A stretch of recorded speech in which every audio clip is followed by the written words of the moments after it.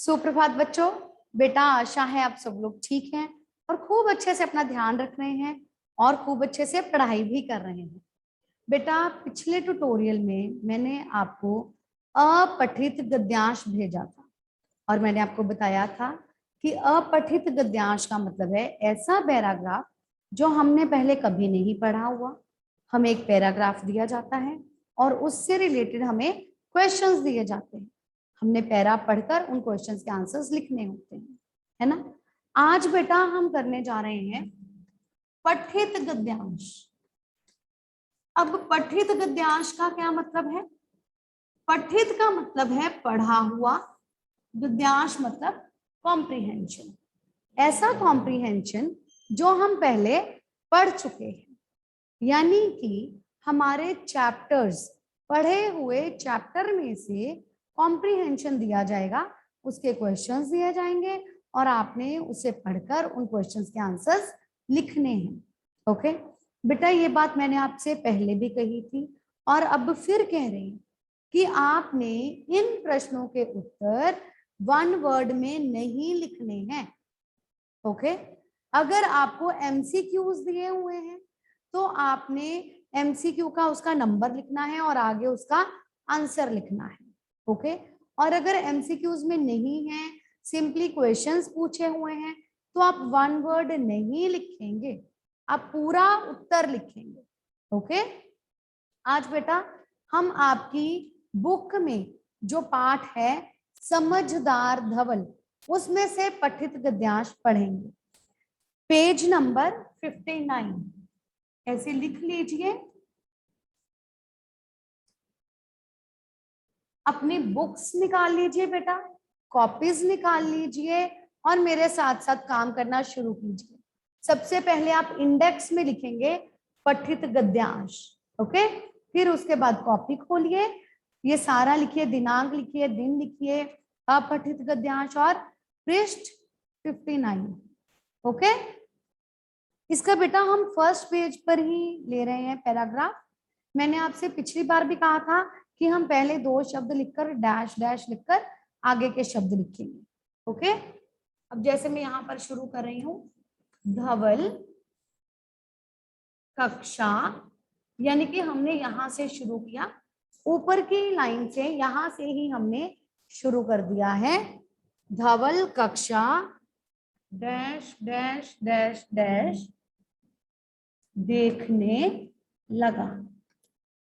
Okay, इसका मतलब ये है कि यहां से शुरू होकर यहां पर पैराग्राफ खत्म हो रहा है।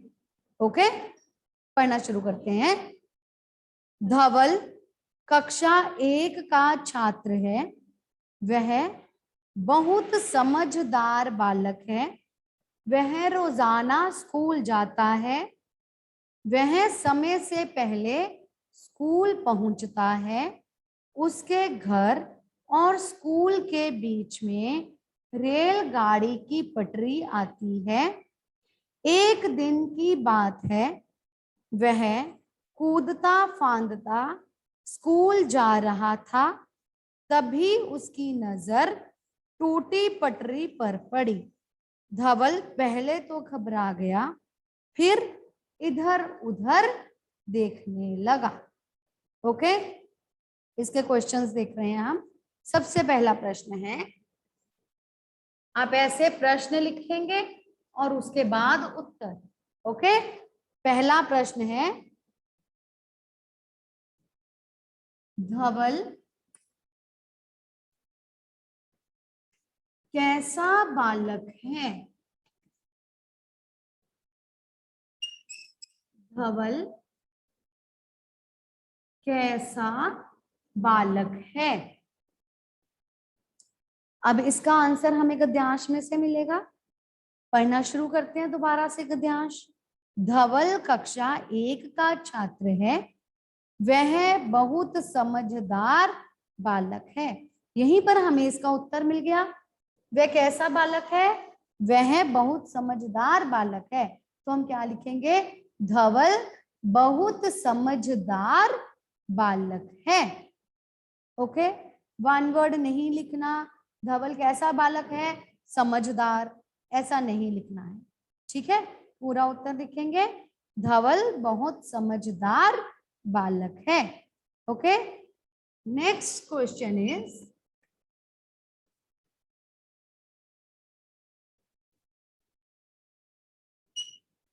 वह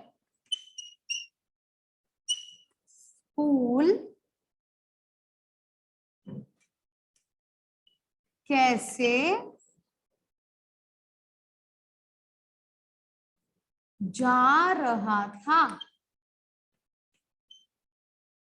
वह स्कूल कैसे जा रहा था। अब आगे बढ़ना शुरू करेंगे क्योंकि पीछे तो एक लाइन निकली और उसमें तो इसका उत्तर था नहीं, तो अब आगे होगा। हम आगे पढ़ते हैं। वह रोजाना स्कूल जाता है।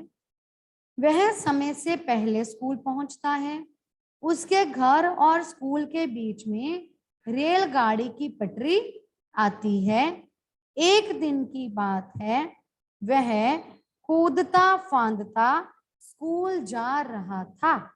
ठीक है, अब हमारा क्वेश्चन क्या है, वह स्कूल कैसे जा रहा था। यहाँ लिखा है वह कूदता फांदता स्कूल जा रहा था।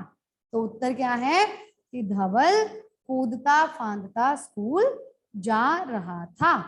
ओके, नेक्स्ट क्वेश्चन इज,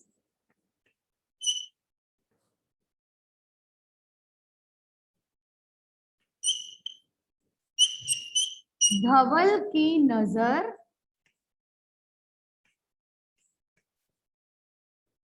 किस पर पड़ी।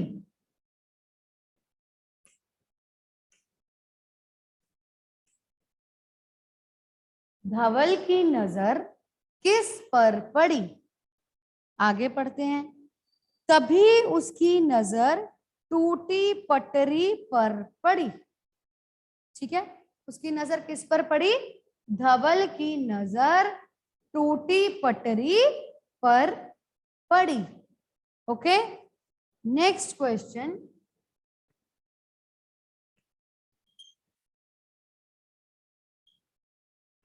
धवल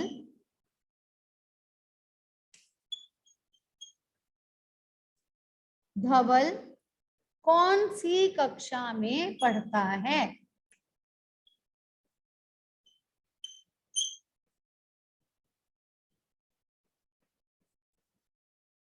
कौन सी कक्षा में पढ़ता है। अब देखो बेटा, ये क्वेश्चन जो लिखा मैंने, इसका आंसर हमें पैराग्राफ की फर्स्ट लाइन में मिलेगा। धवल कक्षा 1 का छात्र है। ठीक है, अब ऐसे क्वेश्चन क्यों पूछा मैंने कि पहले क्वेश्चंस पूछे वो सीरियल ऑर्डर में चल रहे थे, हमें उसके आंसर्स मिलते जा रहे थे, हम लिखते जा रहे थे। अब ऐसा प्रश्न आ गया जिसका उत्तर पीछे लिखा हुआ है ना। ये कोई जरूरी नहीं है कि सारे आंसर्स आपको सीरियल ऑर्डर में मिलेंगे।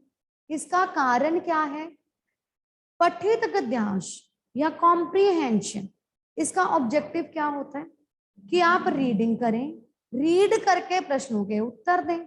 ठीक है, अब ऐसे प्रश्न आपकी रीडिंग की असेसमेंट के लिए होते हैं कि आपने पीछे जो पढ़ा क्या वो आपको याद है, क्या आपने ध्यान से पढ़ा, या हम सिर्फ प्रश्न पढ़ते जा रहे हैं और उत्तर ढूंढकर लिखते जा रहे हैं। ऐसा नहीं होना चाहिए। हमें पिछले पढ़े हुए गद्यांश में से भी क्वेश्चन पूछे जा सकते हैं ताकि हम पिछला पढ़ा हुआ भूले नहीं। ओके, तो धवल कौन सी कक्षा में पढ़ता है, धवल पहली कक्षा में पढ़ता है या धवल कक्षा 1 में पढ़ता है। Okay, clear. Next question is,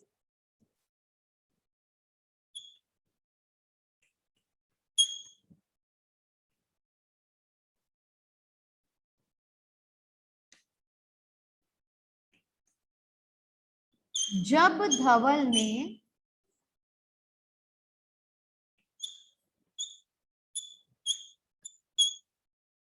टूटी हुई पटरी देखी तब वह